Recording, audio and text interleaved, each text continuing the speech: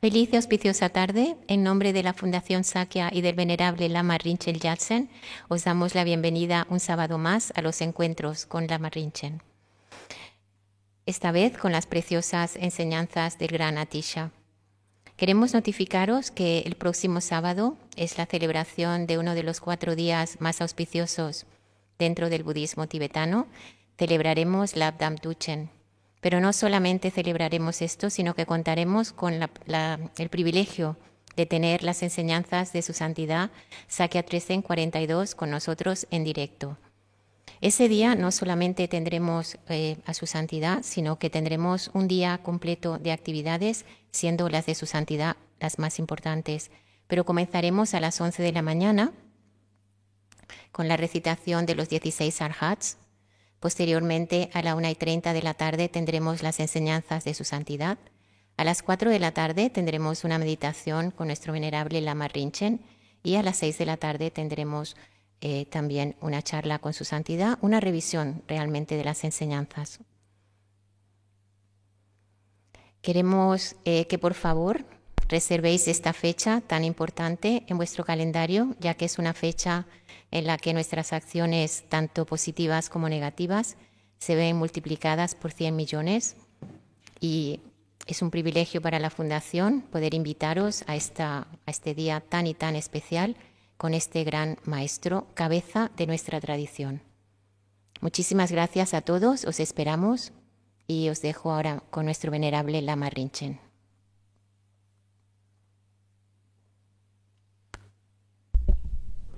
Buenas tardes, bienvenidos a todos. Vamos a empezar como siempre con un poquito de oraciones.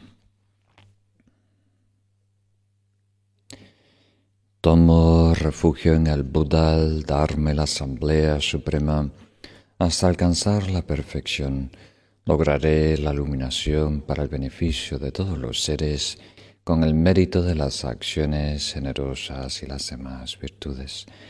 Tomo refugio en el Buda, el Dharma y la Asamblea Suprema hasta alcanzar la perfección. Lograré la iluminación para el beneficio de todos los seres con el mérito de las acciones generosas y las demás virtudes. Tomo refugio en el Buda, el Dharma y la Asamblea Suprema hasta alcanzar la perfección. Lograré la iluminación para el beneficio de todos los seres con el mérito de las acciones generosas y las demás virtudes. Tomo refugio, puedan todos los seres tener la felicidad y las causas de la felicidad. Puedan ellos estar libres de sufrimiento y las causas de sufrimiento. Puedan ellos nunca separarse de la felicidad sin sufrimiento.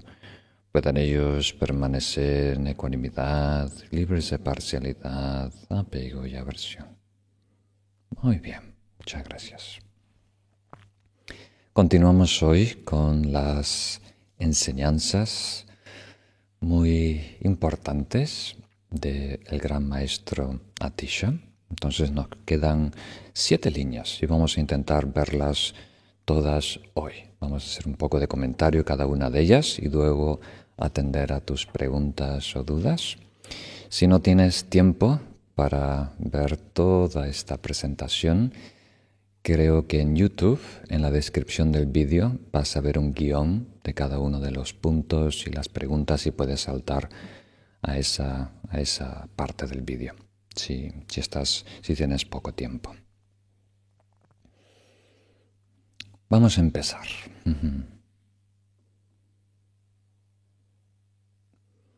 Lo que estamos viendo ahora es la esencia, los puntos claves del desarrollo espiritual.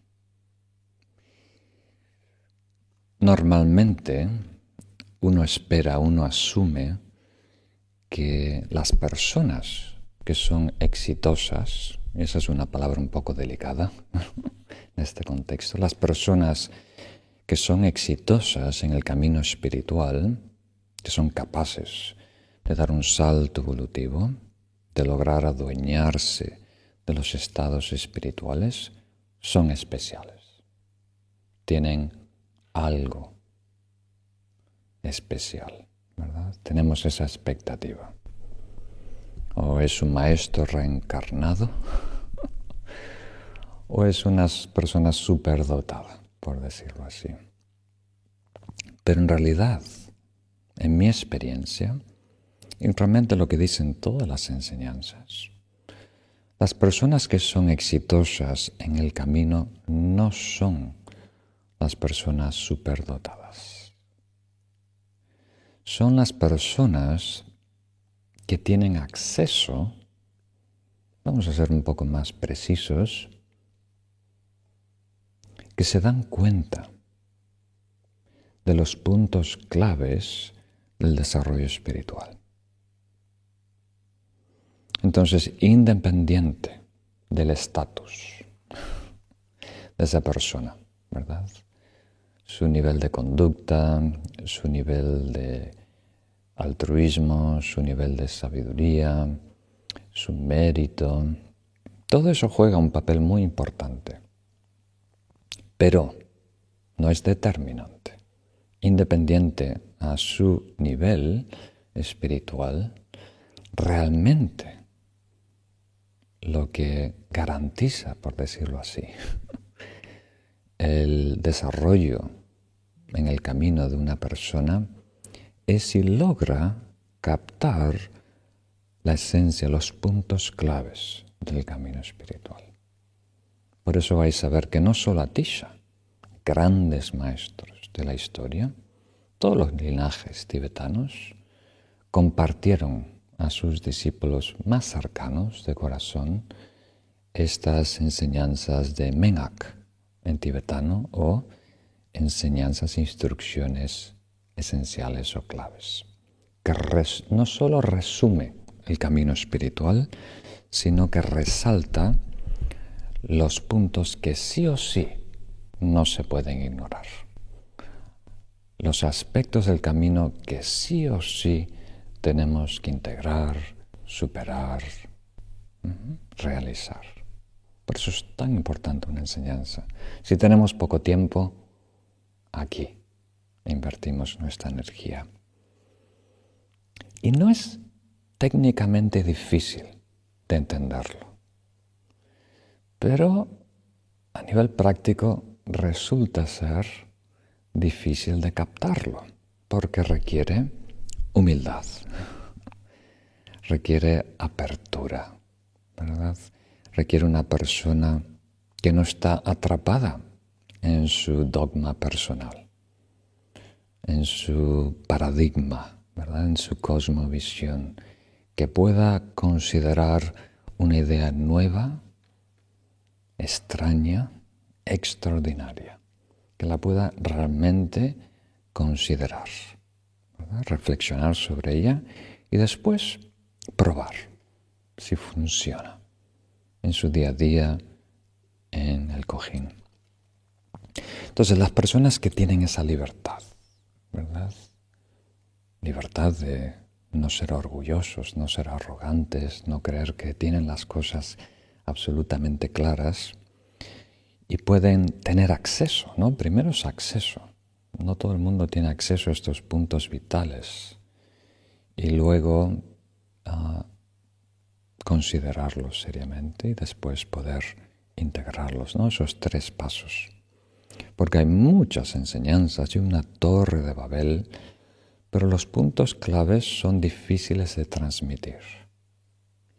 Esos son muy difíciles de plasmar en papel, porque caducan con cultura, caducan con costumbres y generaciones.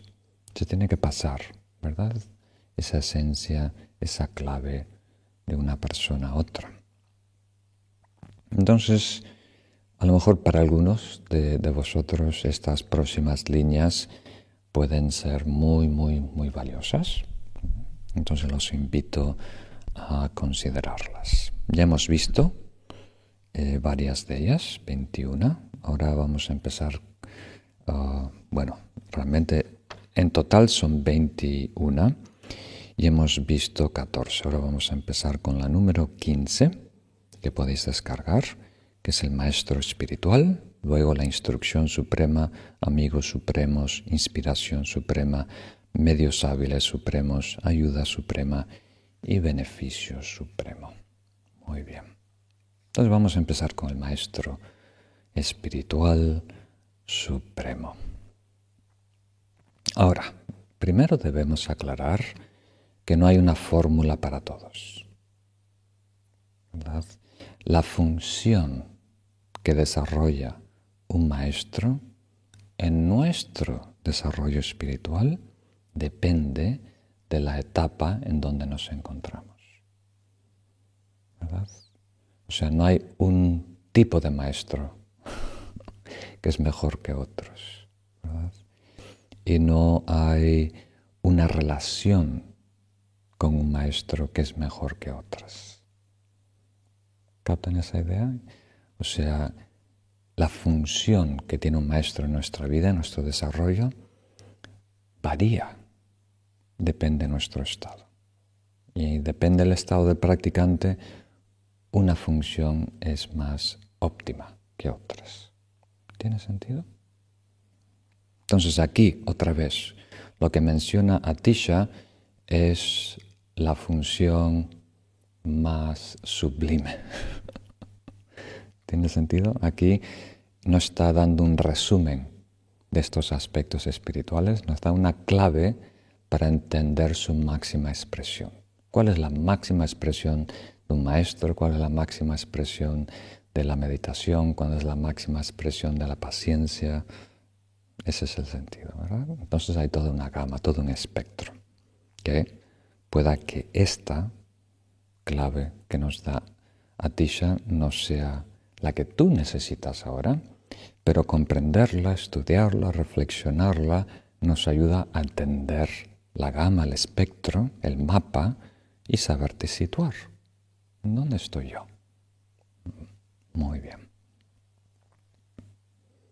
Entonces, una manera de comprender la función del maestro, seguramente algunos de vosotros la habéis escuchado, es entender el maestro como fuego. ¿Habéis escuchado eso? Si estás muy lejos del fuego, no sientes su calor. Si estás muy cerca del fuego, te quemas. Entonces hay que encontrar el punto medio. ¿Tiene sentido? O sea, y aquí no quiere decir una cercanía física con el maestro, ¿verdad? Aquí quiere decir cuánto acceso le das al maestro para intervenir en tu vida, ¿verdad? Eso quiere decir cercanía. Entonces, para algunas personas, en cierta etapa inicial del camino, ver la luz de ese fuego a lo lejos basta. Qué curioso, qué lindo esa estrella en el horizonte. Es suficiente para inspirarnos, para darnos esperanza, ¿verdad? A otras personas quieren realmente ver en la oscuridad. Quiere que el maestro sea la luz que ilumina su camino. Y eso requiere otro nivel de cercanía, ¿verdad? Y darle al maestro acceso a guiar, iluminar el camino, los pasos a tomar. Para otros necesitan más, necesitan calor. Necesitan calor, puede ser alimento, ¿verdad? Nutrición espiritual, inspiración, ¿no? Que sea un mentor que la acompañe paso a paso. No solo plantea el camino, sino acompaña en ese camino, ¿verdad? Y para otros, a lo mejor la expresión máxima, como dice aquí Atisha, el maestro espiritual supremo, tiene la función de quemar, ¿no? Entonces, en algún momento de tu desarrollo espiritual, te vas a sentir como oro, que tiene impurezas y necesita fundirse en ese fuego para que queme las últimas purezas. Necesitas de un maestro que esté ahí señalando tus errores, tus trabas, ¿verdad? Tus autoengaños. ¿Captan la idea? Pero eso requiere cierta fortaleza en el practicante, cierta autoestima, ¿verdad? Y cierta confianza en ese maestro para darle un acceso tan directo, ¿no? Que pueda quemar las impurezas restantes.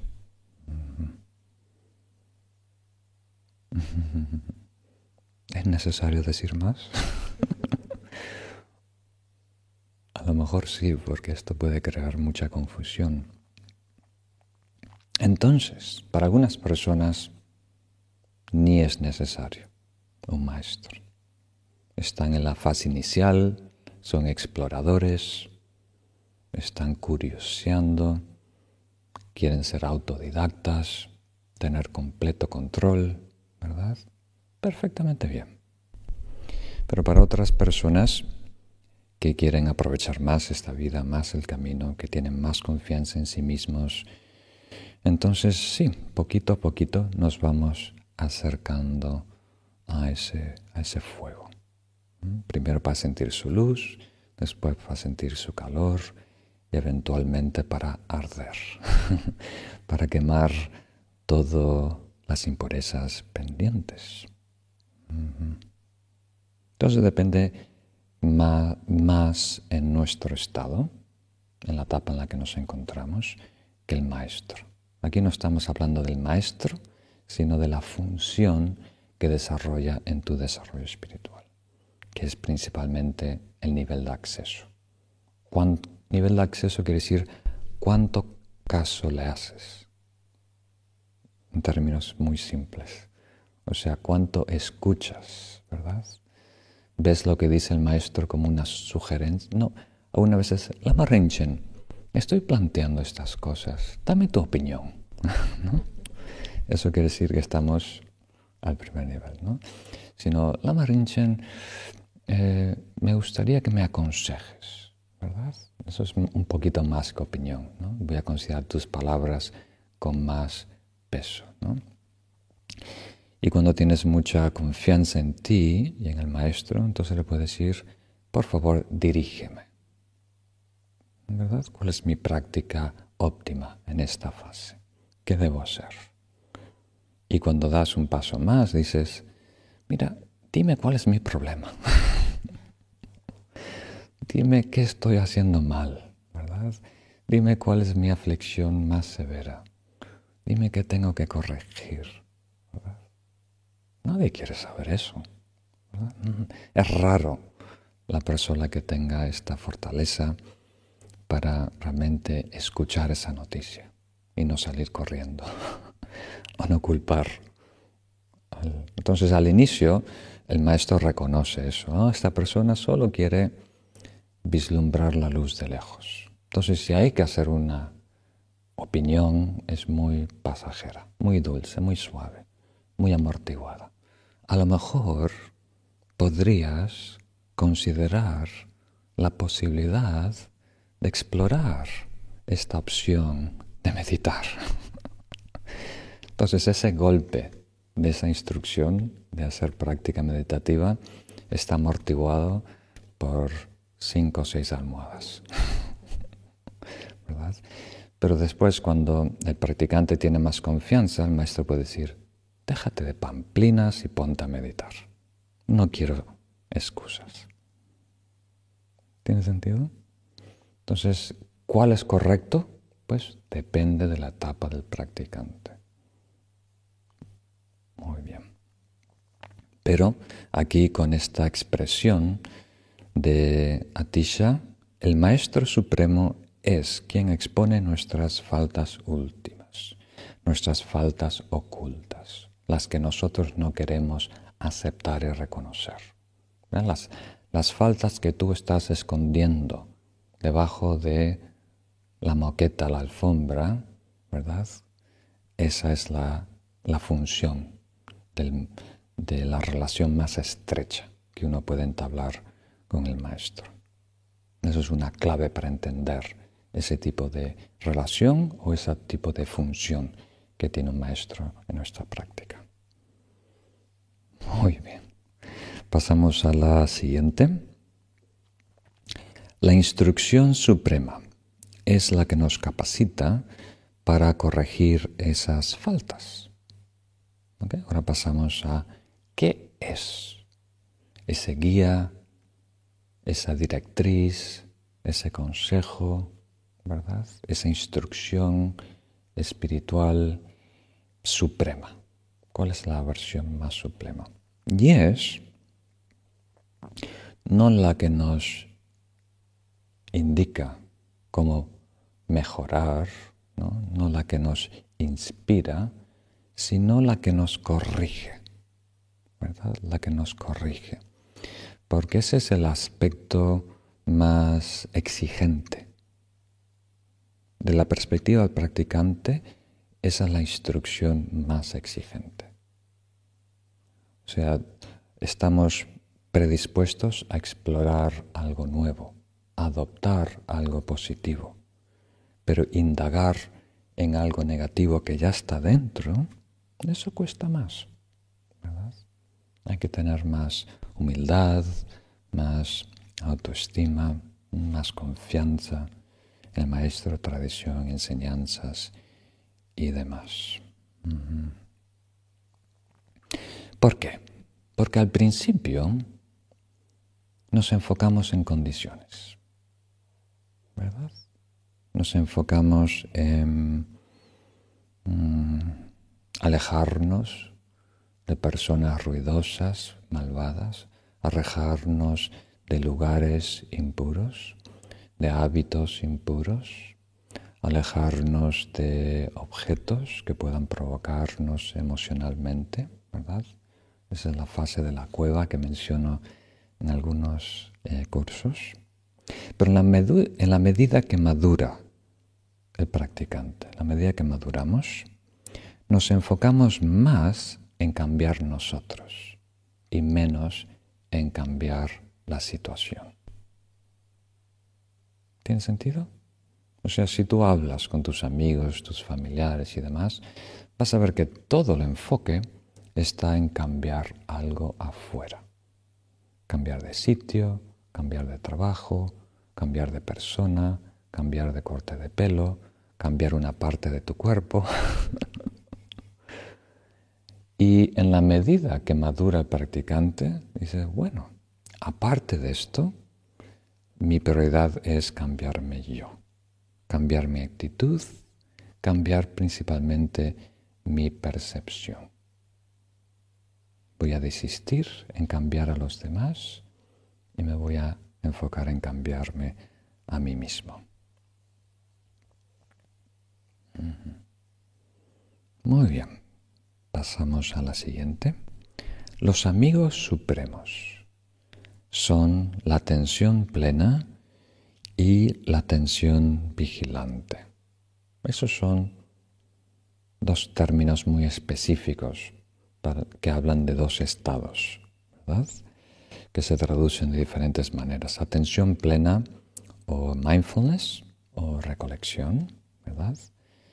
Trempa en tibetano y Sheshin en tibetano, atención vigilante, introspección, es otro aspecto de la atención.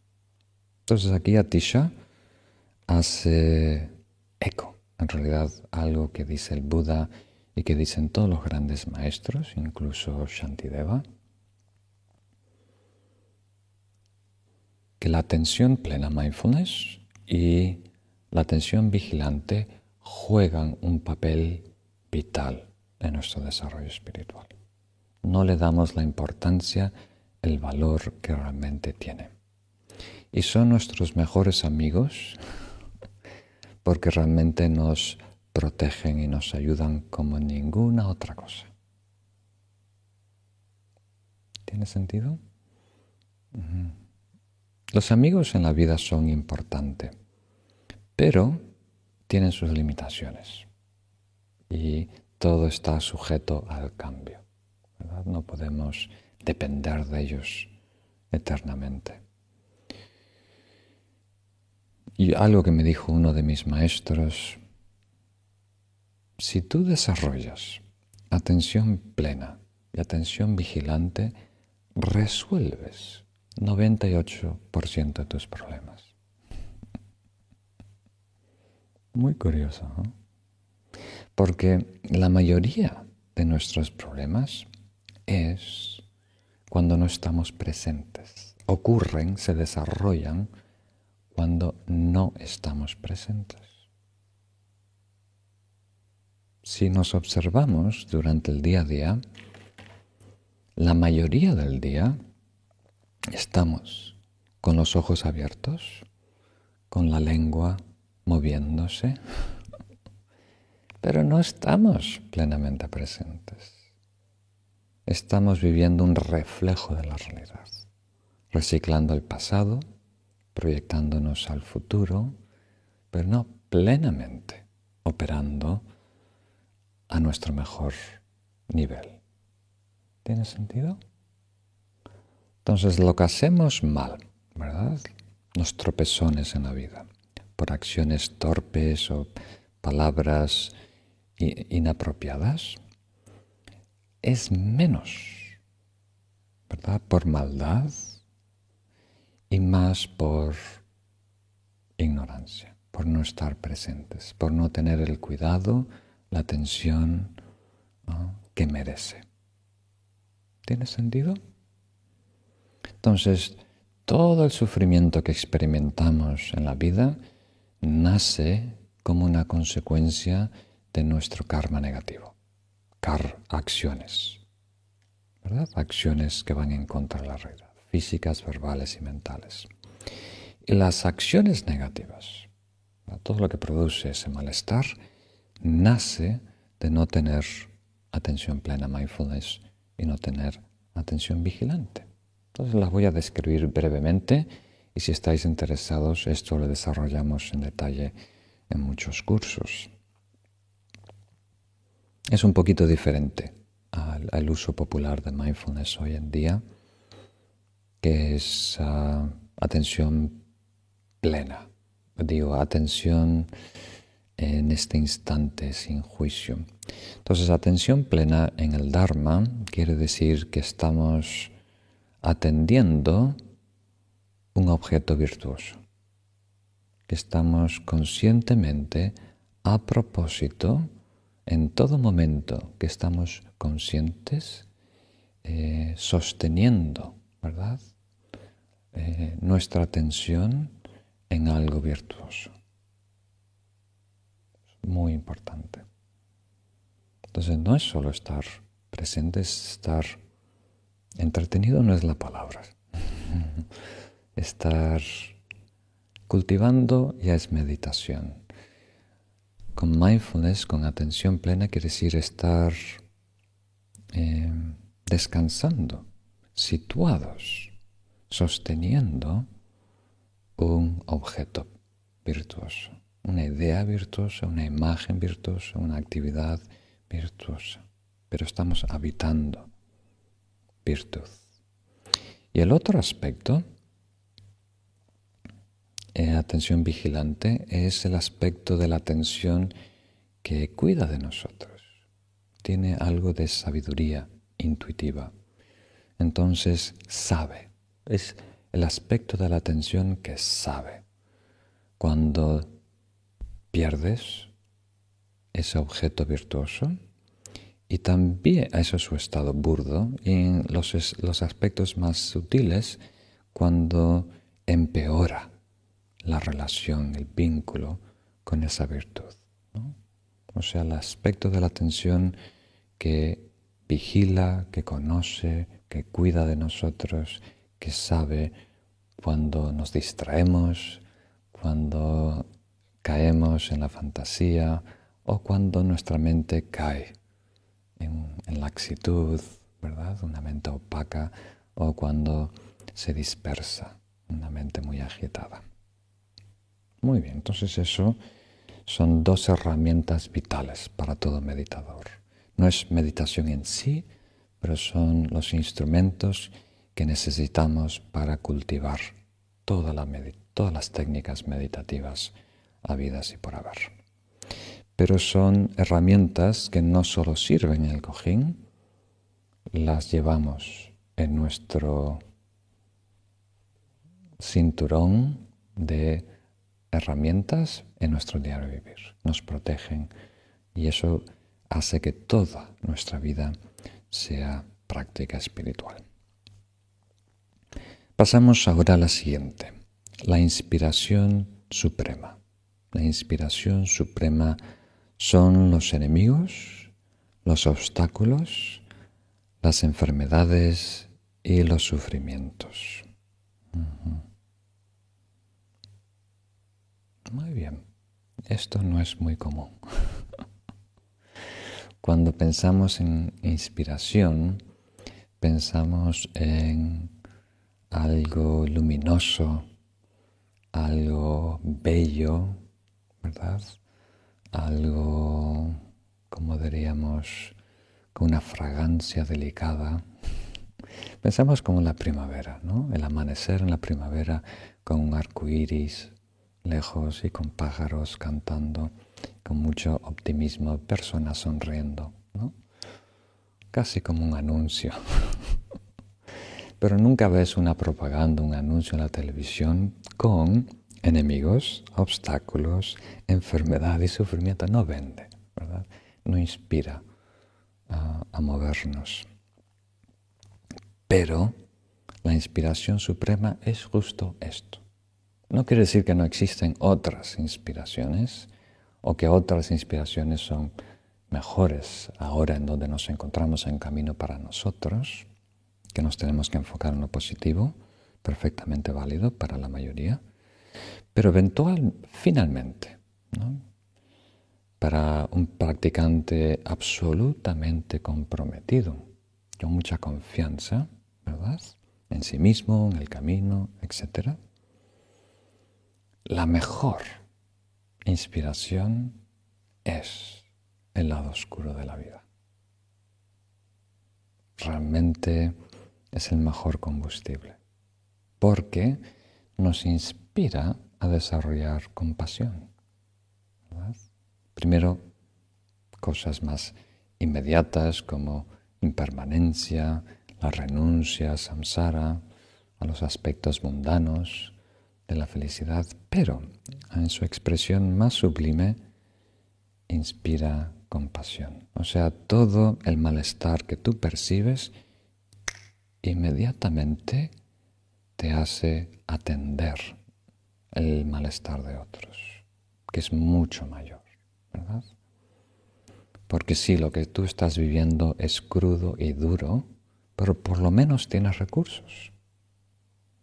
Hay otros que están viviendo esa misma situación sin recursos espirituales. Y para ellos le aplasta, ¿verdad? Porque la mayoría de las veces que enfrentamos enemigos, obstáculos, enfermedades y sufrimiento, que es el resultado de nuestro karma, ¿verdad? Las acciones negativas, en vez de ser purificación de ese karma negativo, se convierte en una invitación a hacer un nuevo mal. A criticar otra vez, a maldecir otra vez, a crear más conflicto y más karma negativo. Eso es lo que predomina, ¿verdad? Para un practicante en la etapa mediana es purificación, ¿verdad? Estamos sanando el karma pasado. Pero para un gran practicante la inspiración suprema no solo es purificación, te impulsa a hacer el bien. A tener ahora mucho cuidado con tu conducta, porque sabes que hay consecuencias. Y estar volcado en atender el malestar y el sufrimiento de los demás. Te da más ánimo, más inspiración. Y un gran ejemplo es su santidad el Dalai Lama, ¿verdad? Como digo muchas veces, a lo mejor no hay persona que escucha más noticias tristes, ¿verdad? Hay muchas personas que por décadas cruzaban a pie los Himalayas tibetanos para huir, ¿verdad?, del ejército chino, y llegaban a la India, llegaban al norte de la India, Dharamsala, donde reside el gobierno en exilio, y después de darle sus auxilios inmediatos, ¿no? Porque muchos venían con problemas físicos, tenían que apuntar los dedos, que quedaban congelados de caminar por la nieve. Tenían una entrevista con su santidad el Dalai Lama, siguen teniendo los que llegan. Y imagínate, vienen con la esperanza de tener un encuentro con este Buda de la compasión, que va a resolver todos sus problemas. Y le cuentan de muy cerca, ¿no?, todas sus penas, ¿no? Los parientes que han sido asesinados, su estado en la cárcel, cómo han sido torturados, cosas muy horribles. Y cuanto más escucha su santidad, ¿no?, directamente de la fuente, viendo las pupilas de esas personas, sintiendo su aliento, más inspirado está, más optimista está, más cree en la humanidad, ¿verdad? Más cree en la paz, más perdona a las personas que están haciendo esto. ¿Tiene sentido? Va en contra del reflejo automático del egocentrismo que tenemos normalmente. Entonces, para un gran bodhisattva, como estudiante del Dalai Lama, la mejor inspiración es tener acceso, ¿verdad? Reconocer este lado oscuro de la vida, ¿verdad? Porque sabemos, ellos tienen mucha confianza que todo malestar, todo sufrimiento, por muy negro, por muy oscuro que sea, sigue siendo el producto de causas y condiciones. No es natural, no es inherente, ¿verdad? Se puede disipar. Por muchas nubes oscuras, por mucha tormenta, el sol va a brillar, ¿no? Comprenden la vacuidad del sufrimiento, la vacuidad de las emociones aflictivas, la vacuidad del propio ego. Entonces eso nunca está en dudas. Por muchas nubes que surjan, nunca creen que se ha extinguido el sol. ¿Verdad? Tienen más ganas que brille el sol. Más oscuridad, más sol. ¿Verdad? Más tristeza, más positivismo. Más alegría, más optimismo. Entonces tú trata en la mejor manera que puedes de sentir inspiración por el lado oscuro de la vida. Cuando tú veas esa expresión del karma negativo manifestarse en la vida de otros, en tu vida, como enfermedad, como obstáculos a lo que tú quieres, como sufrimiento, etc., encuentra en eso energía que te active para involucrarte más, que te anime a poner más de tu parte para ser positivo, optimista. O sea, en vez de dar un paso atrás, te inclinas hacia esa incomodidad. Eso es lo importante. El siguiente, el medio hábil supremo es ser natural. El medio hábil supremo es ser natural. Primero vamos a definir lo que quiere decir medio hábil, porque puede ser un término un tanto nuevo para algunos de vosotros. Es muy común dentro del Mahayana. Y después hablamos de ser natural. ¿Qué es un medio hábil? Todo aquello que nos acerque a un estado espiritual. Todo aquello que nos acerque a un estado espiritual es un medio habilidoso que empleamos en el camino espiritual. Entonces, por ende, estamos hablando de algo que tiene que ver con acción, con movimiento, ¿verdad? Condiciones. Por eso se dice, ¿verdad?, que el desarrollo espiritual de la perspectiva del Mahayana es principalmente dos cosas: medios hábiles y sabiduría. Amor, compasión, karma positivo, virtud, y los estados espirituales, que son principalmente la sabiduría de reconocer la verdad última. Entonces, son esos dos. Vamos elevando nuestra virtud a través de medios hábiles que nos da acceso a una verdad más sublime, y esa verdad más sublime, esa sabiduría, nos da acceso a desarrollar virtudes más sublimes, más sutiles, con medios hábiles más precisos, y eso nos ayuda a acercarnos a una verdad más pura. ¿Tiene sentido? ¿Yes? ¿No? Muy bien. Entonces, medios hábiles quiere decir tener una buena conducta, ser generoso, hacer ofrendas a los budas, ayudar a los pobres,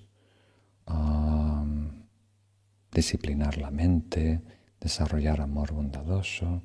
Todos son medios hábiles para acercar nuestro ser a la verdad, ¿verdad? Entonces aquí, esta clave de Atisha es muy, muy curiosa, porque está diciendo lo opuesto, ¿verdad? Dice, el medio hábil supremo es ser natural. Y normalmente el medio hábil es hacer un plus, ¿verdad? No ser natural, no ser estar a la deriva, no ser cotidiano, es conscientemente, ¿verdad?, a propósito, hacer algo excepcional, ¿verdad?, para elevar nuestro estado. Hacer algo extraordinario, algo excepcional, muy por encima de la norma, de lo común, del promedio, de lo que está de moda, de lo que hace la tribu, del ritmo de esta manada. ¿Tiene sentido? Entonces, ¿por qué? ¿Por qué dice esto Atisha? Entonces, para entenderlo, vamos a usar una frase, un aforismo de Lojong, que es muy importante. El antídoto se libera a sí mismo. O, si queréis una traducción más literal, el antídoto se libera en su propio fundamento o en su propia naturaleza o base. Esto está supuesto a ayudarles. Quiere decir que todo medio habilidoso tiene una misión: neutralizar el estado exagerado en donde te encuentras. El péndulo está hacia un lado, introduces un golpecito del otro lado y llegas al equilibrio, ¿verdad? Estás aferrado, apegado, obsesionado, ¿verdad?, con una persona, ¿verdad? Entonces, los antiguos monjes decían, bueno, ahora contempla su lado feo, ¿no? Contempla su suciedad, sus tripas, y eso ayuda a compensar, ¿verdad? Antes estabas tan exagerado, solo enfocándose en su belleza, en los ojos, ahora mira toda su realidad.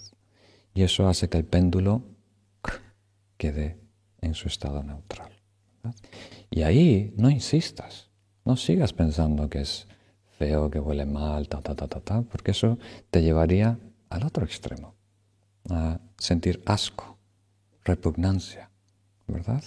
Eso también es un problema. Eso crea aversión, rechazo. ¿Captan la idea?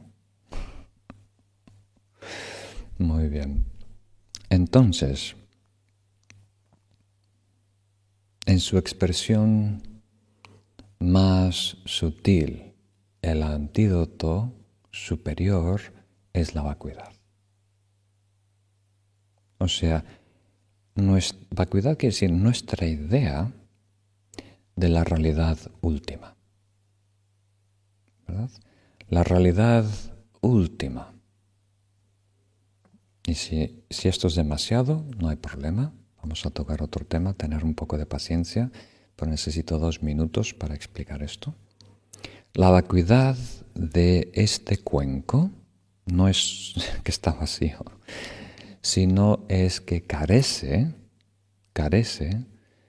del alma, del espíritu, de la esencia que mi mente le agrega, le impone, le imputa. ¿Verdad? Yo percibo este objeto y reifico esa percepción agregando existencia independiente. Hago que esto sea autónomo, independiente de mi conciencia, su pasado, su contexto, sus condiciones. Y de acuerdo al Buda, ese es nuestro problema principal, con P mayúscula. ¿Verdad? Le damos vida propia a cosas que son simplemente relativas. Las convertimos, le damos el estatus de absoluto. Entonces, para neutralizar, ¿verdad?, esa percepción errónea, entonces introducimos la filosofía de la vacuidad, que dice, en realidad, este objeto es relativo. Es un fenómeno compuesto de una variedad de condiciones. Aquí está la expresión perfecta de la interdependencia de sus partes y condiciones e incluso mi participación en percibirlo, identificarlo. Y después de todo eso, le agrego valor. Mira qué lindo. Y después que es lindo, quiero que sea mío. Y después que quiero que sea mío, quiero que sea exclusivamente mío. ¿Verdad? O sea, la exclusividad viene de mío. Y el mío viene que es bueno. Y el bueno viene de que existe. Entonces, la no existencia de la naturaleza inherente, no que no existe, me doy un golpe y suena. No sé si suena más mi cabeza o el cuenco. Existe, ¿verdad? Pero solo relativamente. Entonces, la no existencia o la vacuidad de su realidad absoluta neutraliza ese error. Entonces es el medio hábil. La filosofía de la vacuidad, de la realidad última, es el medio hábil que uso en la práctica de Vipassana, la visión penetrante.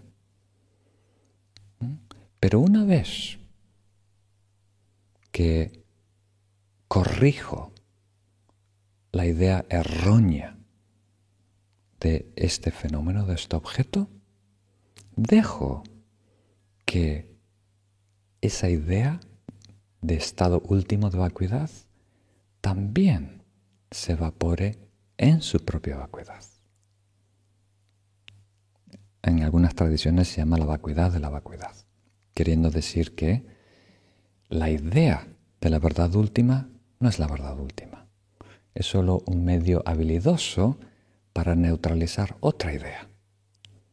Entonces usamos una idea para neutralizar otra idea y después que haya ocurrido esa neutralización, dejamos que permanezca el estado natural, que se libere a sí mismo.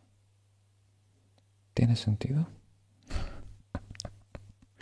Estoy tratando de resumir algo que toma años para comprender, pero aquí, en estas Una frase tan cortita de Atisha realmente nos ayuda a cortar todo nuestro espejismo. Entonces esto lo podemos aplicar en todo. ¿Qué quiere decir? Que cuando tú estás meditando, ¿verdad? La parte activa de la meditación como verbo, el trabajo de meditar, para encontrar equilibrio atencional, para abrir el corazón y desarrollar amor bondadoso, es un medio habilidoso.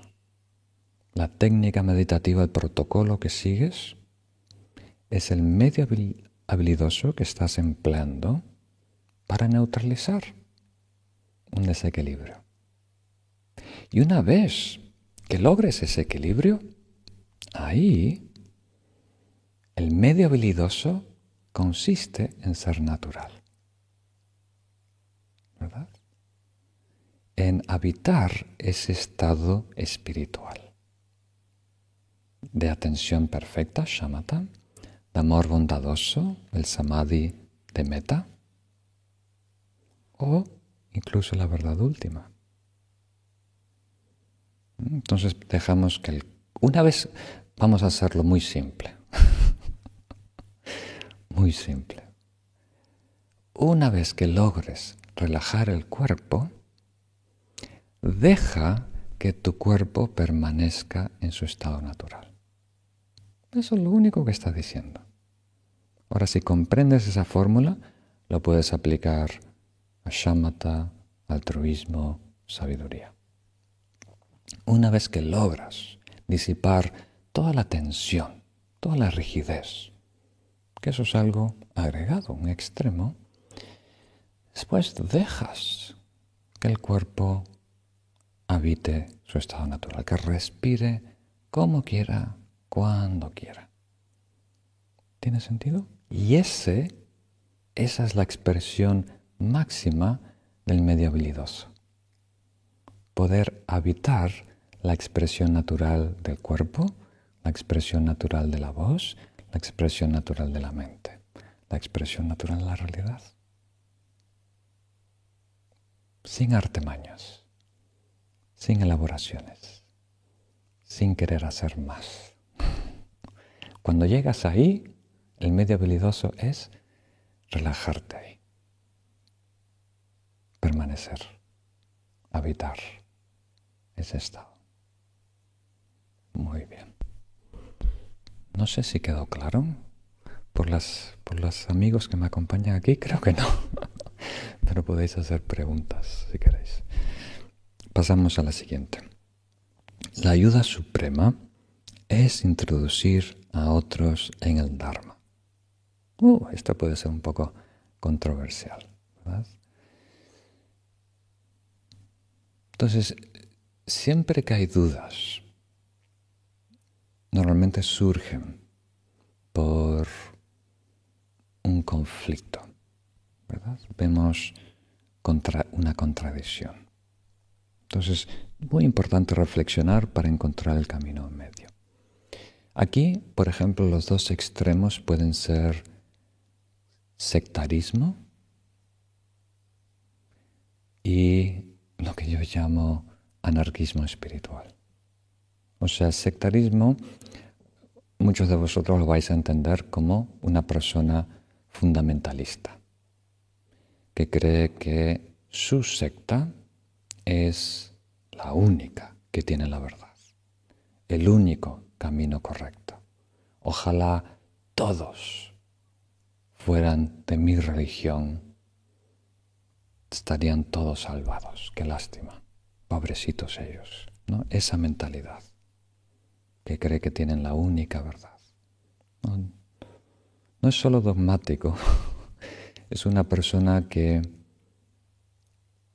cree que está absolutamente en lo cierto y no hay ninguna otra variante, ningún otro camino, ¿verdad? Ese es un extremo. El otro extremo es anarquismo espiritual, dice, todo es igual, nada es mejor que otra cosa, ¿verdad? Y toda religión organizada, todo lo que es institucional es, ya por ende, contradictorio. Es una creación humana, eso no es espiritualidad, eso es religión. Yo quiero espiritualidad. Yo quiero tomar de aquí para allí y encontrar mi propio camino. Ese es otro extremo. Y en realidad no son extremos en sí.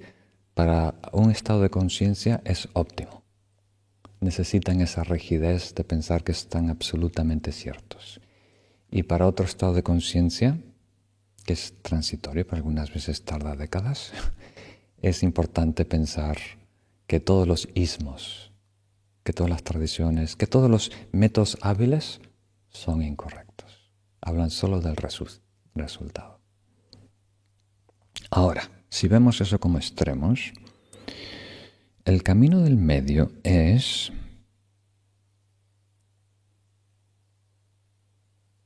ayudar a que otros tengan opciones, a que otros tengan recursos espirituales. Entonces el budismo no es un camino que propone proselitismo, o sea, una religión misionera. El Buda nunca dijo de salvar a otros. No podemos ser salvados. Si hubiera una fuerza en el universo que pueda salvar, ya estaríamos todos liberados, ¿verdad? Si hay sufrimiento en el mundo, eso prueba que alguien no puede salvar a otro directamente, por su propia fuerza. Pero sí podemos beneficiar, sí podemos ayudar, sí podemos iluminar, sí podemos inspirar, sí podemos proveer recursos como libros. Un ejemplo muy simple. Libros, cursos, para que otros tengan acceso, si quieren, cuando quieren, cómo quieren, a introducirse.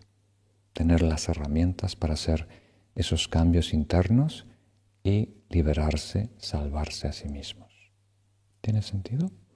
Entonces aquí la ayuda suprema es introducir a otros en el Dharma. Quiere decir que hay muchas maneras de ayudar a otros, válidas, buenas, ¿verdad? Y que debemos actuar a todos esos niveles. Ayudar con comida, con cobijas, si podemos hacer que las personas sean autosuficientes, que puedan tener seguridad, ¿no? Sí mismas, económica, social, justicia y demás. Que animar el desarrollo cultural, ¿no? ¿Verdad? La literatura, el arte. Pero de todas las cosas que podemos contribuir al mundo, a nuestros amigos, es darle acceso al camino espiritual. Y hay muchos caminos espirituales que son válidos y yo cada vez creo más en todos ellos. Todos ayudan. El budismo no es para todos. Pero para un segmento de la población que está introduciéndose en la conciencia no dual, en la conciencia trascendental, sí, el budismo les puede llevar hasta la iluminación, hasta la perfección, ¿verdad? Entonces, para ese salto evolutivo, para esa etapa de desarrollo espiritual, el Dharma es lo más sublime. Muy vasto en sus herramientas y muy profundo, llega hasta el final. Entonces, de todos los recursos que podemos ofrecer a alguien, educación espiritual, acceso al Dharma, es lo más valioso. Y dice Atisha. Muy bien. El último, el beneficio supremo, es una mente volcada al Dharma. El beneficio supremo es una mente volcada al Dharma. Esto es muy interesante. Esto sí puede dar a debatir. A debatir. Y se puede interpretar de muchas maneras. O sea, si alguien te pregunta, ¿qué es lo más beneficioso en el mundo? ¿Verdad? ¿Qué responderías? O sea, hay tantas maneras de responder a esa pregunta, ¿verdad? Tantos referentes o criterios que podemos usar para decir qué es más valioso, ¿verdad? Primero tenemos que decir qué es valor, qué queremos lograr. Entonces hay tantas cosas que podía decir. Cada una de estas puede ser una charla, una conferencia, un curso en sí. Hay mucho que explorar. Vamos a empezar con lo que no es. La mayoría de las personas, como dije antes, hablan de cambiar en donde vive. Incluso personas que se identifican como practicantes espiritual, Lama Rinchen, me gustaría cambiar de ciudad, me gustaría cambiar de país, me gustaría mudarme aquí, muchos saben, me gustaría cambiar de carrera, y otros me dicen, me gustaría cambiar de personas, cambiar de pareja, ir a encontrar otros amigos. Y la mayoría espera que eso resuelva su vida, ¿verdad? ¿Tiene sentido? O sea, casi toda nuestra energía está en eso. Queremos sentirnos mejor pensando que si cambiamos de sitio, cambiamos de actividades o cambiamos de personas, por fin voy a poder ser quien soy, ¿verdad?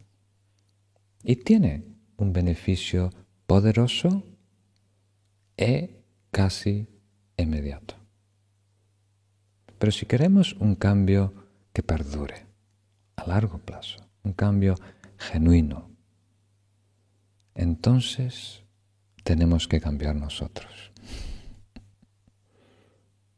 Y la única manera de cambiar, o sea, de una manera profunda, ¿verdad? Hay todos estos libros de autoayuda que son muy beneficiosos para cambiar nuestros hábitos, ¿verdad? Ahora, como las personas están cada vez más solas, no tienen la estructura social de la tribu y ahora estamos confinados y hay menos, como diríamos, apoyo, estructura. Entonces necesitan las personas saber cómo regulo mis tiempos, cuánto tiempo debo dormir, cuánto tiempo debo comer, cuánto tiempo debo hacer ejercicio, cuánto tiempo debo estudiar, cuánto tiempo debo trabajar y cuánto tiempo debo mirar Internet, Facebook, YouTube, ¿no? Ahora hay mucho desperdicio de energía y tiempo allí. Pero aún más importante que eso, que esa estructura, ¿verdad? Es tener acceso al Dharma. Y esta palabra es muy interesante. Una mente volcada al Dharma. Por favor, reflexionar. ¿Qué quiere decir eso? Y a lo mejor para inspirarles, comparto con vosotros una plegaria que hacemos todas las mañanas. Todas las mañanas aquí hacemos una meditación basada en el Buda de la compasión, ¿verdad? Y después de invocar su presencia, le hacemos una plegaria, se las leo.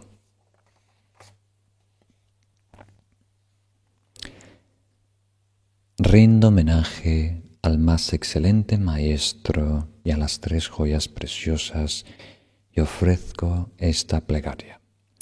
Bendecid mi cuerpo, palabra y mente y los de todos los seres.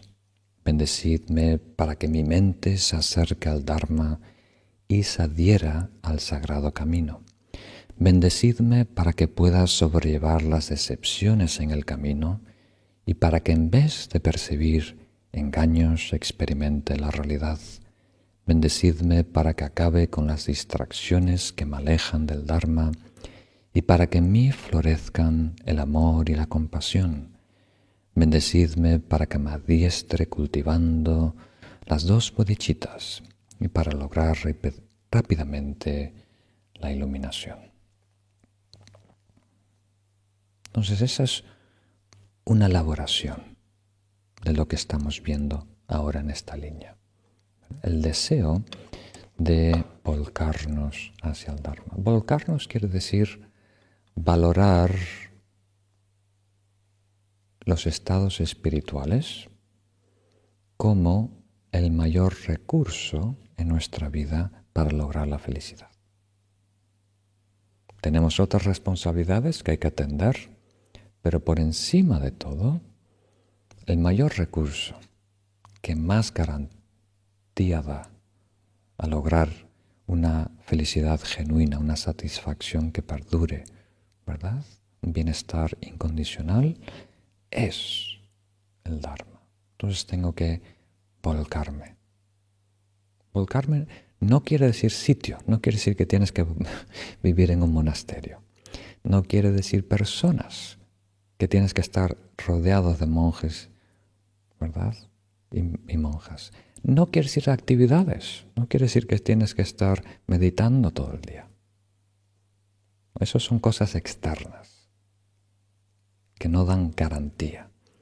Volcado quiere decir que tu corazón, que tu mente, que tu espíritu valore por encima de todo los estados espirituales,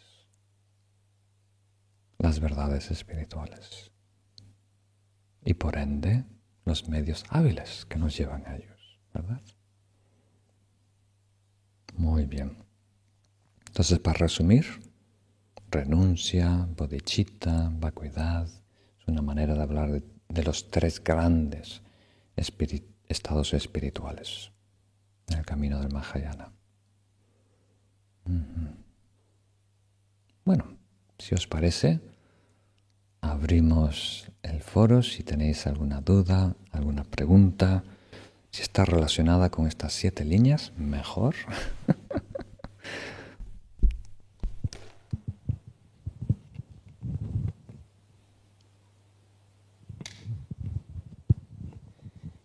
Mónica Romero, de San Juan, Argentina, pregunta: muchas gracias, querido Lama, por tus enseñanzas. ¿Qué podemos hacer si no tenemos un maestro cercano? Muy bien.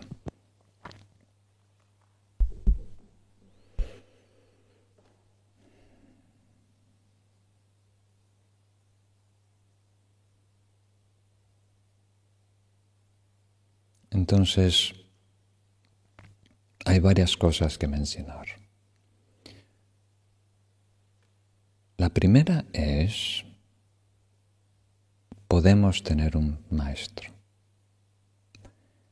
No sé cuándo, pero lo podemos tener si vamos creando las causas y condiciones para que se dé. ¿Tiene sentido? Para la mayoría no es bueno, recomendable tener un maestro cercano. Como mencionamos al principio, nadie quiere estar ardiendo. Hay pocas personas que quieren recibir correcciones, ¿verdad? Todos quieren recibir aliento, inspiración, ¿verdad? Pero hay pocas personas que quieren decir, cambia esto. Aquí te equivocaste, no hagas esto. ¿Verdad? Hay pocas personas que pueden resistirlo o aprovecharlo o beneficiarse espiritualmente de ello. Entonces hay que primero saber estas funciones del maestro y qué relación debemos entablar. Entonces, para personas muy comprometidas, la mayoría es suficiente. Tener un contacto una vez cada 2 meses, 3 meses, aclarar tu práctica, asegurar que está muy afinada, optimizarla para tu estado presente, eso es más que suficiente. Entonces, para mis amigos espirituales, para los que se identifican como mis estudiantes, las personas más comprometidas con una reunión cada 2 o 3 meses es más que suficiente. Algunos solo necesitan un retoque cada 6 meses. ¿Tiene sentido? Con eso es óptimo. Más sería un estorbo. No necesitan al día a día. Como me dijo una vez, le pregunté a un maestro, ¿cómo se medita? ¿Verdad? Digo, eso es fácil. Eso te lo digo en 2 minutos. Lo difícil es meditar. Entonces, la instrucción que te tiene que dar el maestro es fácil. No toma mucho tiempo. ¿Verdad? En pocos minutos cambia una vida, sí, la mente es fértil, si el corazón está abierto, si realmente hay esa humildad para recibir, considerar, integrar esa instrucción, esa corrección. ¿Tiene sentido? La mayoría de los encuentros que tengo con mis amigos espirituales ellos me desperdician, por decirlo así.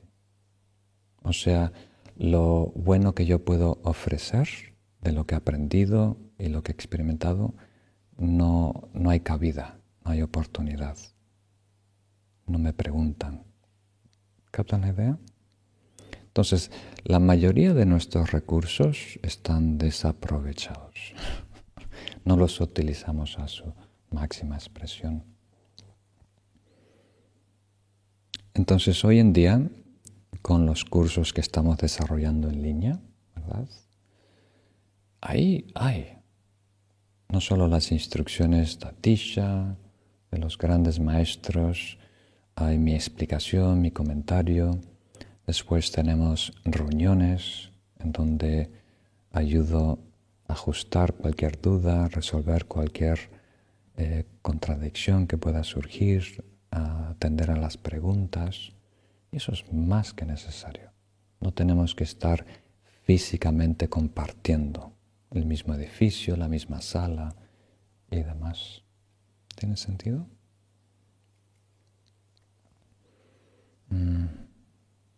Eso es una cosa. Pero la que dije al principio es muy importante. Tenemos que crear las causas y condiciones para que se dé. ¿Verdad? O sea, si Mahoma no va a la montaña va a Mahoma. O sea, muchas veces queremos, por ejemplo, os doy un ejemplo muy práctico. Cuando damos un curso de meditación, ¿verdad? Las personas dicen, ¿y si no tengo esa media hora para practicar todos los días Lama Rinchen? ¿Qué hago? ¿Verdad? Y si tengo muchas responsabilidades, muchos proyectos, muchas actividades, muchos compromisos, y no tengo esa media hora para meditar todos los días, y no tengo esos 2 días cada mes o cada 3 meses para hacer un mini retiro, entonces, ¿qué hago, Lama Rinchen? Pues suelta algo. O sea, no siempre va a existir un hueco en tu vida para introducir una actividad nueva, una idea nueva, un proyecto de vida nueva, ¿verdad? Tienes que tú crear ese hueco. Y ese hueco se crea soltando cosas que tienen menos valor. Como aquí dijimos, el beneficio supremo es el Dharma. Ahora tú tienes varias cosas en tu vida que te dan beneficio, suelta la que menos beneficio te da. Para tener más tiempo y energía para estudiar, para reflexionar, para meditar. Entonces una amiga en una ciudad en España me dice, Lama Rinchen, he perdido el trabajo y ahora puedo hacer un cambio en mi vida, ¿verdad? Estoy muy interesada en el Dharma, me quiero volcar al Dharma. Entonces yo le dije, bueno, ¿y qué posibilidad tienes? Porque tienes que sobrevivir económicamente. Bueno, puedo encontrar un trabajo parcial, ¿verdad? Ok, entonces con eso puedes vivir aquí, cerca del centro. Aquí hay apartamentos baratísimos, 350 euros, 400. No son como los apartamentos de las ciudades grandes que cuestan 2.000. Es muy fácil. Ah, sí, Lama Rinchen, pero yo no quiero dejar mi apartamento. Me gusta en donde vivo. Ok, entonces busca un trabajo grande y ven aquí una vez al año, en el verano, y haces un retiro. Y mientras practicas de tu casa. ¿Tiene sentido? Entonces, si quieres participar en todas las actividades diarias, ¿verdad? Si quieres estar físicamente cerca del maestro, muchas veces tienes que soltar algo, como tener un apartamento más pequeño, o con menos vista, o con lo que sea. No va a coincidir todo. No vas a poder tener todo en la vida. Algo tiene que ceder. Y si algo tiene que ceder, que sea algo que sea menos significante y no sea el Dharma. ¿Tiene sentido? Una respuesta muy honesta. Espero que no haya asustado o ofendido a nadie. Pasamos a la próxima. Viviana de Estados Unidos pregunta: ¿cómo sabemos que estamos habitando el estado natural o estamos percibiendo nuestra construcción del estado espiritual al que quisiéramos llegar? Muchas gracias, Lama Rinchen. ¿Construcción? Muy bien. Pues sí, nosotros nos relacionamos con ese estado espiritual de diferentes formas. O sea, inicialmente es intelectual. Tenemos una idea de lo que es el amor, una idea de lo que es la paciencia, una idea de lo que es los grados de shamatha, una idea de lo que es la verdad. Y cuando empezamos a entrenarnos, a cultivar esos estados, logramos liberarnos un poquito de ese espejismo, ¿verdad?, intelectual, pero sigue habiendo una noción de ese estado, ¿verdad? Eso le llamamos la meditación conceptual. No estamos muchas veces elaborando ideas, pero hay una noción de que yo estoy meditando en algo, ¿verdad? Pero si insistimos con paciencia y cada vez nos acercamos más, una práctica integral que incluye todos los aspectos de nuestra vida, a ese estado, vamos a superar la idea del estado y vamos a empezar a experimentarla. Eso aún no es el estado. Eso es la sensación del estado. Los síntomas que produce el estado a nivel físico, sensaciones, energía en nosotros. Y si en ese momento aplicamos el medio hábil natural, podemos penetrar esa experiencia y habitar de una manera no dual el estado. Entonces es todo un proceso de aproximación. Primero necesariamente tenemos que saber, y saber con mucha precisión.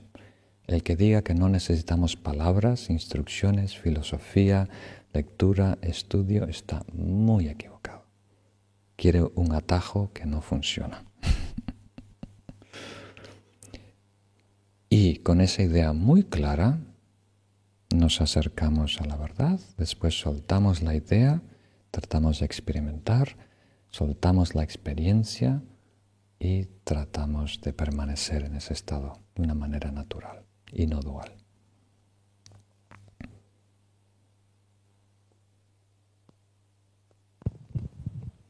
Ramón pregunta: ¿cómo combatir el sentimiento de abatimiento después de hacer una práctica diaria como meditar y sentir que nada ha cambiado interiormente? ¿Cuál es la palabra? Abatimiento. Abatimiento. Abatimiento. Después de hacer una misma meditación por algún tiempo y ver que no hay resultados. Pueden ser varias cosas. Puede ser que no te das cuenta que estás cambiando, ¿verdad? Cuando vives con niños no los ves crecer, pero si los ves cada 6 meses, ves el estirón que han dado. Me pasa con mis sobrinas. Eso es una posibilidad. Otra posibilidad es que no tienes el métrico, ¿verdad? No sabemos cómo medir progreso. Estamos usando la referencia, el criterio equivocado. Por ejemplo, en el curso de EMI que estamos dando, cada semana damos un criterio, una manera para evaluar tu progreso. Pero también puede ser cierto que tu diagnóstico es tal cual. Has invertido tiempo y no ves progreso. Entonces ahí deberíamos consultar. Ahí es cuando es muy beneficioso el papel del maestro. ¿Por qué? Le explicas tu situación, él percibe tu situación, le explicas lo que has hecho y te puede ayudar a ajustar. Hay algún ingrediente que falta en esa receta. Si tienes harina, sal y agua, pero no hay levadura, no hay pan, ¿no? Entonces algunas veces solo falta un ingrediente que no estamos incluyendo, ¿verdad? Que arruina todo el postre. Hay otra, la primera que dije, la repito, que algunas veces somos un poco ambiciosos, ¿verdad? Especialmente en este mundo moderno, pensamos que los cambios ocurren más rápido de lo que realmente ocurren. Estamos acostumbrados a satisfacción inmediata a través de los sentidos y un cambio en el Dharma no es un cambio terapéutico, no afecta a los síntomas, sino atiende a las causas primarias y eso lleva más tiempo en transformar. Y adicionalmente también debo decir que cada práctica tiene su curva de retroalimentación.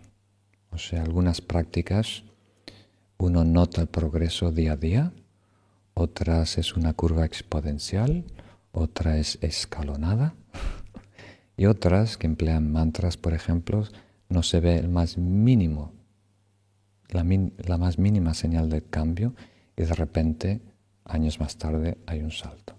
Entonces, cada práctica tiene su manera de expresar el beneficio dependiendo a qué aspecto de nosotros estamos afectando.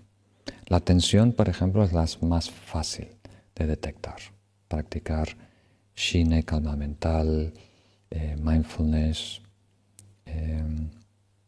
shamatha, es la más fácil de detectar porque es una curva de 45 grados. En la medida que trabajamos, vemos si lo hacemos bien.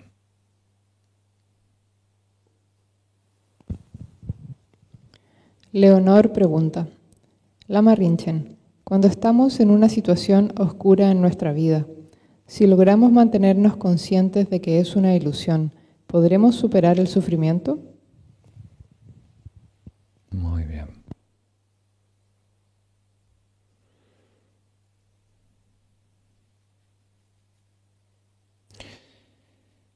Sí, hay que tener cuidado. Quiero cualificar este sí. Hay que tener cuidado con cómo usamos el término ilusión. No hay que quitarle mérito a la realidad relativa. O sea, tiene poder. El mundo existe. Tú existes. Los problemas existen. Hay enfermedad. Hay virus.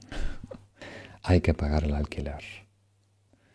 A un nivel muy profundo, de la perspectiva de la verdad última, todo es una proyección particular de mi conciencia. ¿Tiene sentido? Es el ángulo que yo percibo de esta realidad. Y el problema no está en esa percepción, el problema está en la exclusión que crea esa percepción pensando que esta es la única verdad. Y excluye, ¿verdad? Todas las facetas, toda la riqueza, todo el potencial que hay en la vida. Entonces, para ir de lo abstracto a lo práctico, ¿verdad? Porque algunas personas necesitan, ¿de qué está hablando Lama Rinchen? Quiero algo más concreto. Te doy un ejemplo muy puntual. de una amiga muy reciente, me dijo que tuvo un problema en su trabajo, ¿verdad? Fue acosada por su jefe. Entonces el jefe le acosaba. Entonces ella lo protestó dentro de su trabajo a su jefe superior, a recursos humanos, ¿verdad? Y la ignoraron por completo. Entonces ella se sintió que no tenía otro recurso que denunciar a su jefe, ¿no? En la policía. Entonces la echaron del trabajo y se desarrolló un pleito. Si se hace en España, ¿no? Tuvo que ir a la corte con abogados y demás. Y perdió ese caso, ¿no? Perdió por, no sé los detalles, pero también algunos compañeros que por miedo de ser despedidos fueron del lado del jefe. Entonces, de repente se sintió desfraudada, ¿verdad? Y perdió, en sus palabras, como diríamos, la confianza en la humanidad. ¿Tiene sentido? O sea, no hay justicia en este mundo. Y cuando tú crees que tienes un amigo, cuando más lo necesitas, te abandona, te deja traicionado, ¿no? Entonces, en este ejemplo, el acoso existe, no es una ilusión. La demanda y el pleito existen. Estar despedida existe, los gastos del pleito existen, buscar otro trabajo, todo eso existe, no es una ilusión. Pero lo que causa más daño es sentir la disolución de que este mundo es injusto y no puedo confiar en nada y la gente es mala, ¿verdad? Ahora, eso es una ilusión. O sea, parte de tener una idea preconcebida de que hay este nivel de justicia, hay este nivel de amistades, hay este nivel de confianza, puedo depender a este nivel allá afuera de la ley, las personas, la sociedad, la justicia, y eso no es realista. Esa primera como de consideración, prejuicio, visión, percepción que tenía esta amiga no era justa, no era afinada, no coincidía con la realidad. Y de repente la realidad le sacude, ¿verdad? Siente ese cambio y rompe la ilusión. Esta noción linda, romántica, inocente que tenemos cuando nos lanzamos al mundo, ¿verdad? ¿Tiene sentido? Entonces ahora siente que esa tristeza, ¿verdad?, viene de su jefe, o viene de la traición de su amigo, o viene de perder el pleito. Pero en realidad viene de la ilusión que tenía que el mundo es diferente a lo que es, ¿verdad? Entonces, si en ese sufrimiento, ese malestar, logra corregir el estado inocente de fantasioso romántico que había antes, de repente el mundo es bello. Hay cierto nivel de justicia. Hay personas en las que puedo confiar. Hay razón para ser optimista. El mundo es bello.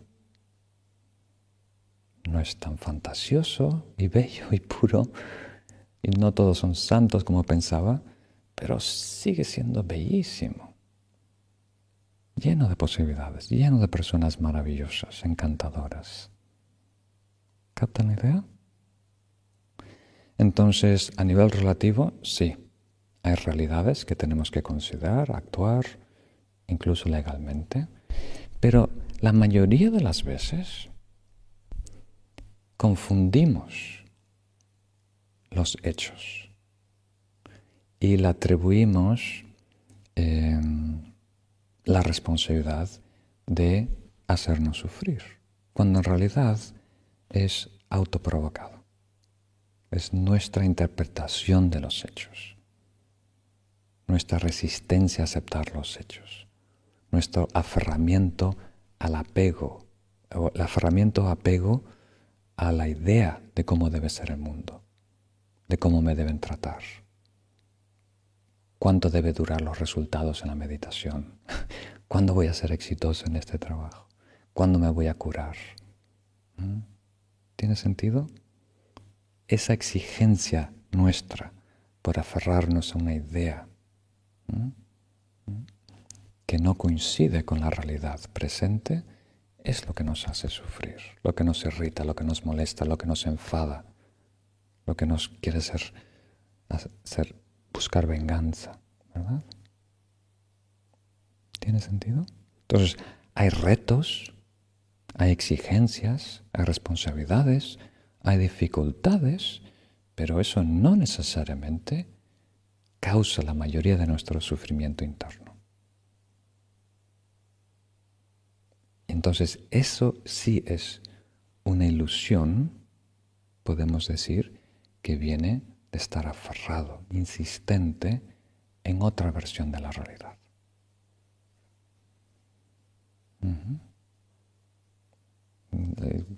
Puedo mencionar miles de ejemplos.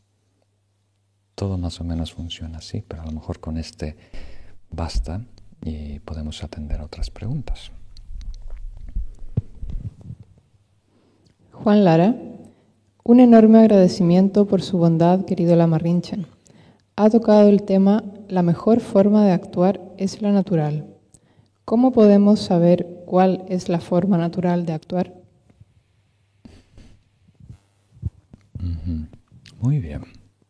Entonces, la forma natural de actuar quiere decir cuando tu actividad cumple su función, ahí tenemos que desistir. ¿Verdad? Cuando tu actividad, tu iniciativa, tu técnica meditativa, tu contemplación cumple su función quiere decir neutralizar el estado exagerado de estar obsesionado con alguien, el estado exagerado de estar obsesionado con tu idea de justicia, el estado obsesionado de pensar que sabes lo que es la verdad. Entonces ahí desistes, sueltas ese intento, esa iniciativa y habitas el estado natural que has llegado, ese estado espiritual.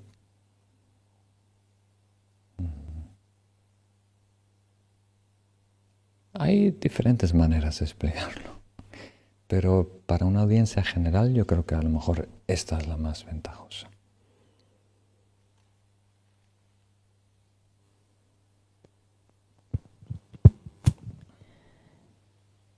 Dani de Argentina pregunta, Lama, ¿cómo se medita? Tramposo, Dani, eres tramposo. Yo te di esa pregunta.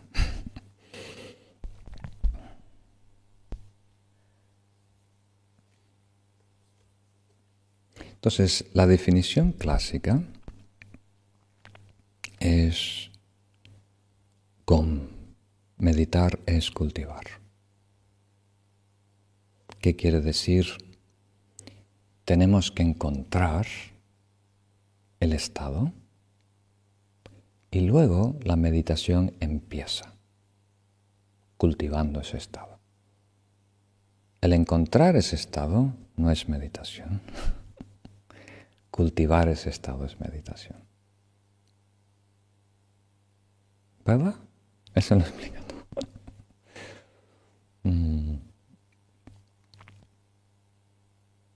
Entonces, para tener una idea general, la meditación debe ser la tercera etapa. Primero estudiamos, escuchamos enseñanzas, adquirimos datos, información, eso nos da conocimiento.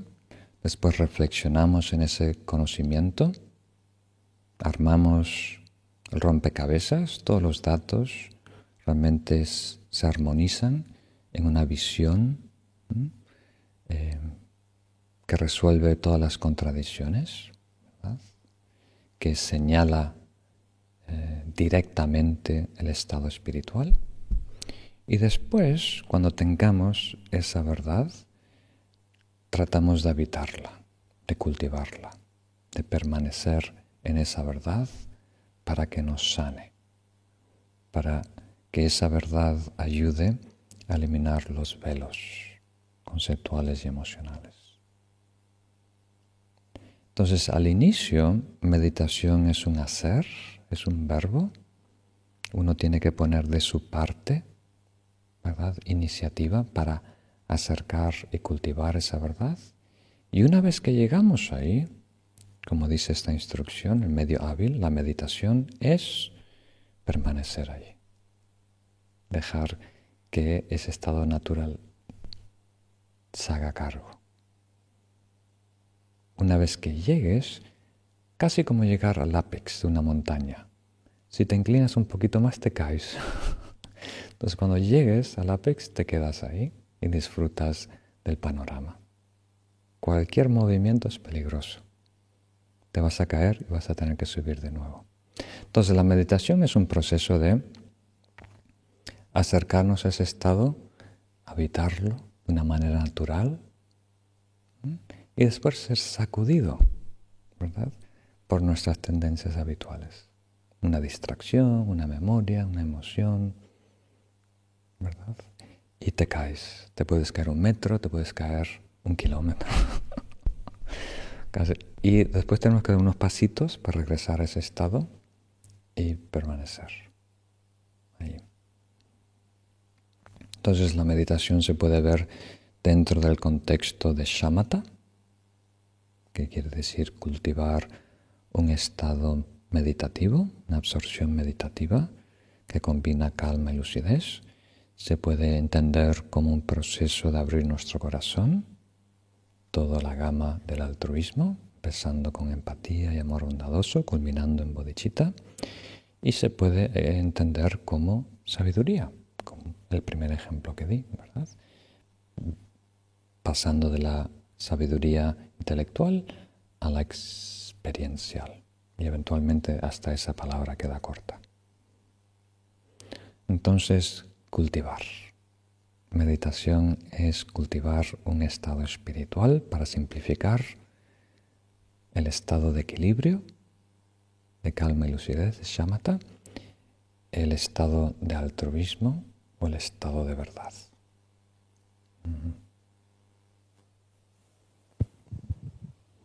Eugenia pregunta, ¿qué dice el Dharma sobre la búsqueda del sentido de la vida? ¿Cuál es la razón verdadera de no vivir tranquilo, disfrutar día a día y constantemente buscar un sentido superior? Gracias. Muy bien. Sí, esto es una pregunta muy profunda. ¿De dónde nace la inquietud? La curiosidad. Entonces, a mí me inspira, me ayuda mucho. Y me siento muy afortunado de haber recibido las enseñanzas que he recibido. Eso es lo que traté de explicar al principio, ¿no? Que éxito en el camino no tiene mucho que ver con tus cualidades, pero mucho que ver con captar la esencia del Dharma. Eso es muy importante. Entonces, viviendo en la India, Nepal, tantos años, conociendo a tantos practicantes espirituales, muchos, la mayoría me imagino mejores que yo en todos los sentidos, y tan poquitos de ellos que han progresado en el tiempo, que siguen en el Dharma o que realmente han hecho un cambio significante. Y poco tiene que ver con cualidades y mucho tiene que ver con captar la esencia de los puntos claves del camino. Eso es más importante que saber idiomas, que hacer estudios formales, ¿no? Filosóficos, más importante que hacer retiros, ¿no? Eso realmente las herramientas para los cambios genuinos. Entonces, aquí uno de ellos, que es nuestro gotra, nuestra naturaleza búdica. A nivel psicológico, el estado base de nuestra mente prístina es, como diríamos,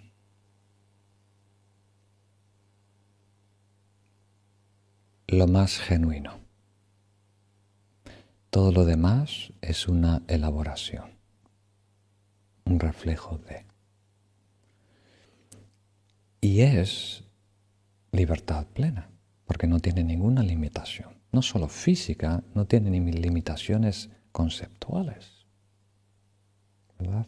Es un estado tan básico que está libre, no solo de la materia, de la energía, está libre de la idea, de los conceptos, de las emociones.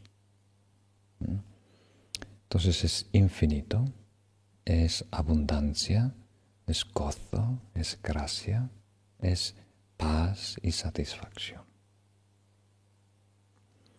Y todos los seres, no solo humanos, a un nivel sutil, intuyen este estado básico y queremos regresar a él.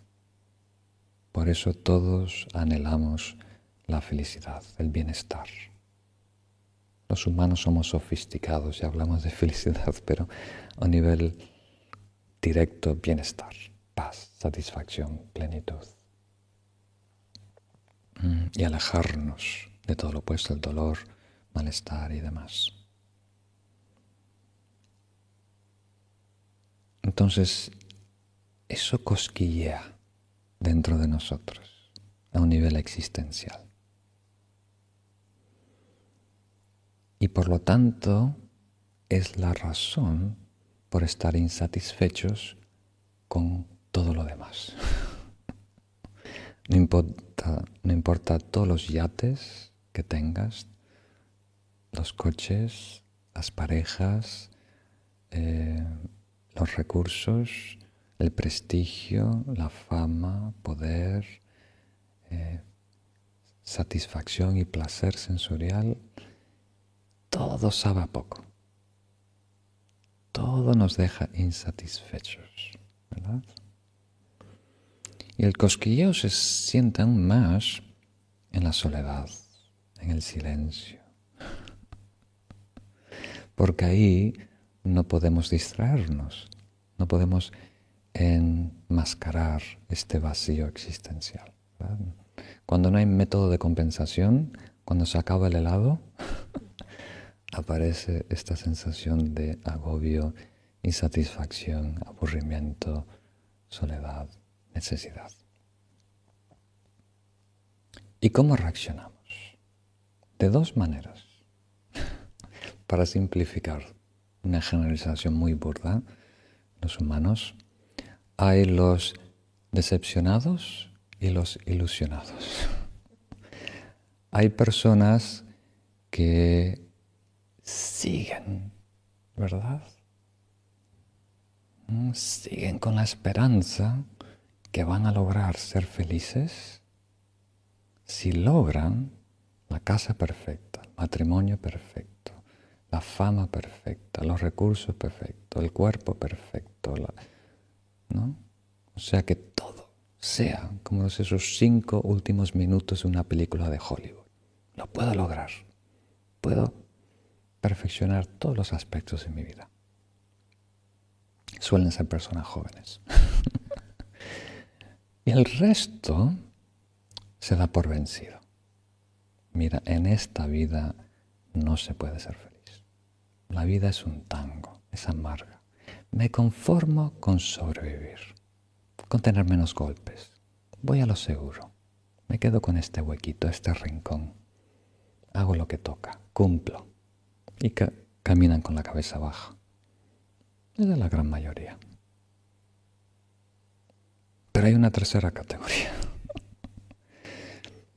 Hay personas que, de acuerdo al Mahayana, empiezan a tener una intuición más directa de esa luminosidad, la claridad de esa conciencia base.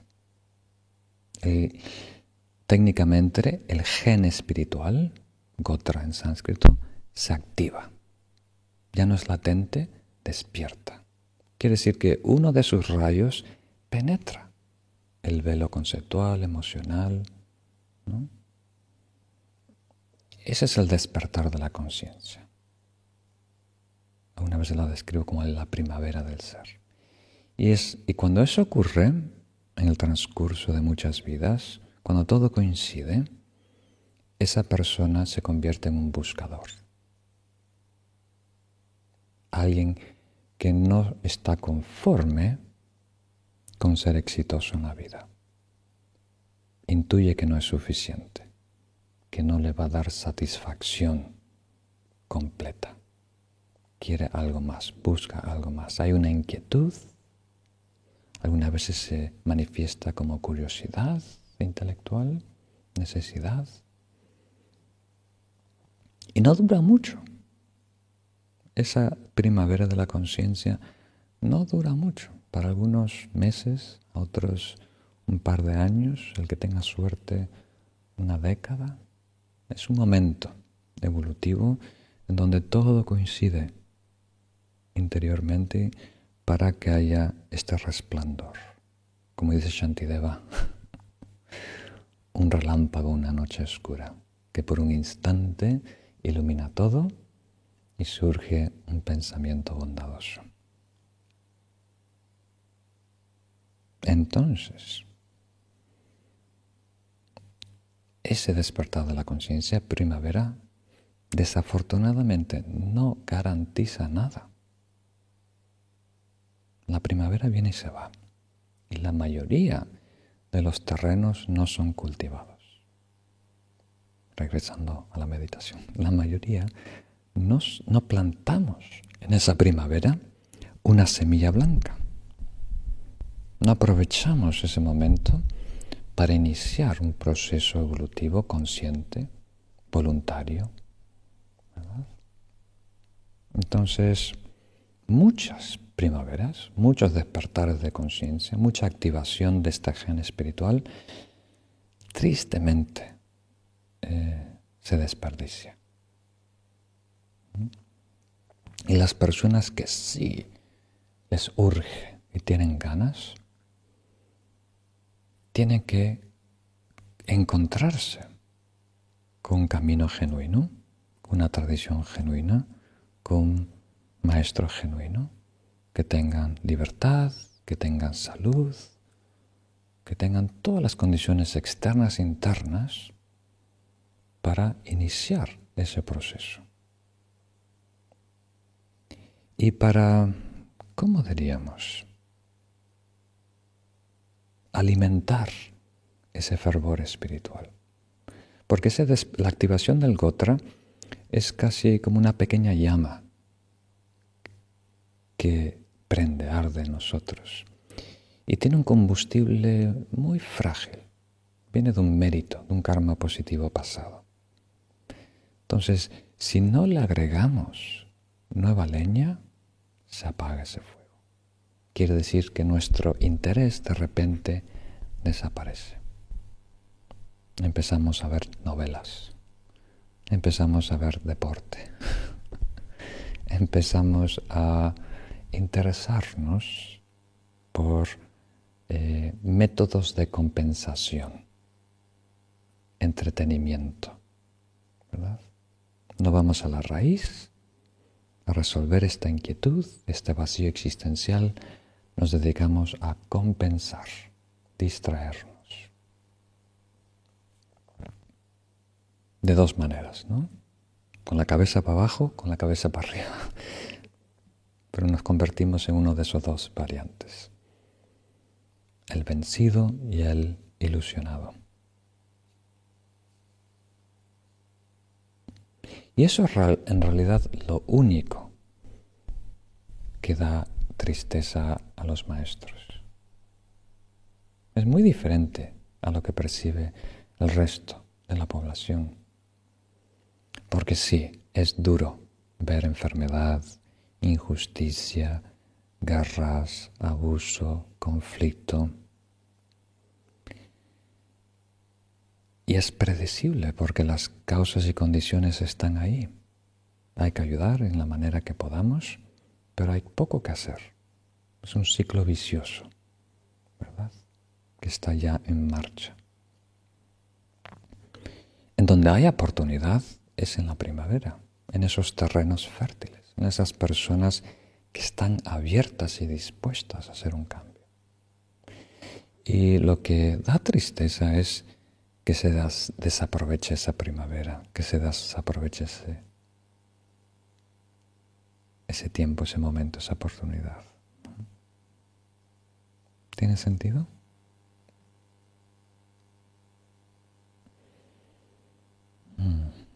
Aquí podría hablar mucho, ¿no? Pero a lo mejor esto es suficiente para reflexionar. El mensaje final es reflexionar sobre esta oportunidad extraordinaria que tenemos hoy en día de iniciar un proceso de desarrollo, un proceso evolutivo para acercarnos a una felicidad más genuina y sostenible. Eso no es una garantía, no hay que darlo por sentado, por dado. Es una oportunidad muy escasa, muy rara. Y cuando ocurre, aprovéchalo. Muy bien. Tenemos para una pregunta más.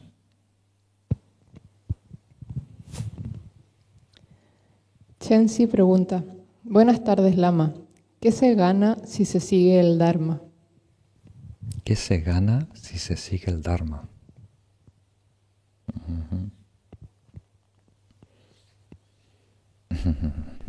Bueno, casi lo respondí con todo lo que dijimos hoy, ¿verdad?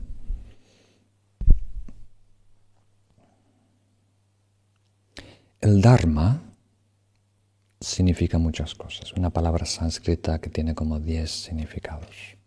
En mayúscula tiene un significado especial. Es un objeto de refugio. ¿Qué quiere decir? Algo en el que podemos depender. Podemos volcarnos completamente y depender del Dharma. Entonces, en este sentido, como un objeto de refugio, Dharma es dos cosas. Dharma es el estado espiritual y su expresión. ¿Verdad? Entonces, Dharma es el estado espiritual. Para simplificar, hablamos de los tres anteriores, ¿verdad? El estado de perfecto shamatha, un dhyana, una absorción meditativa, el estado de perfecto amor, bodhicitta, relativo, y el bodhicitta absoluto, el estado de la verdad última. Si queremos agregar el cuarto pilar, ética pura, ¿no? Perfecta conducta. Dharma, el verdadero, genuino Dharma, es ese estado. Ese estado. Y nuestra experiencia de ese estado, nuestra idea de ese estado, cuando lo compartimos con otras personas o cuando lo plasmamos en papel, es el aspecto manifestado, las escrituras del Dharma. Entonces uno toma refugio en el Dharma, tanto su expresión como el estado en sí. Entonces, si lo definimos con esta claridad, ya sabemos lo que nos da. habitar, ¿verdad?, ese estado. Tener su expresión, que es el camino al estado, y habitar el estado en sí, nos da acceso a el estado natural, el estado de budeidad, el estado de liberación, el estado de iluminación, gozo, plenitud, paz, satisfacción, la dicha de un Buda. Lo que todos quieren sin saber en dónde está. Y solo con acercarse, solo cuando un yogi o una yogini se acerca a ese estado de Dharma, ¿no?, un pequeño vislumbrar, un destello, ya está invadido con una dicha tan intensa que produce éxtasis, que no hay felicidad mundana que se pueda comparar. Entonces, ese es el resultado del Dharma, la dicha perfecta, ¿verdad? Que si está, como diríamos, sellada de bodhicitta, el compromiso de dedicarnos al bienestar de todos los seres, no solo produce bienestar y dicha en nosotros, sino que nos empodera para iluminar a otros, inspirar a otros, bendecir a otros. Muy bien, una linda pregunta para concluir esta sesión. Espero que haya sido inspiradora y no muy pesada.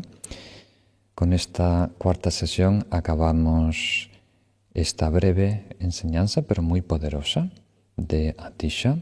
De todas las enseñanzas del sendero, ¿cuál es la mejor? ¿Cuál es la suprema? Y si esta charla fue interesante, puedes ver las 3 anteriores también.